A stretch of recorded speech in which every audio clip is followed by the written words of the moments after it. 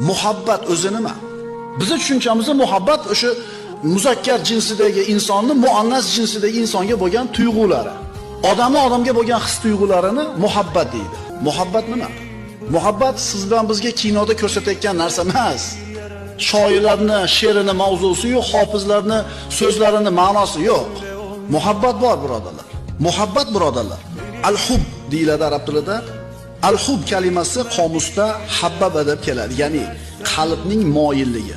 Qalbingiz qaysi narsaga moyil bo'lsa, chinakamiga moyil bo'lsa, shu narsaga muhabbatingiz bor.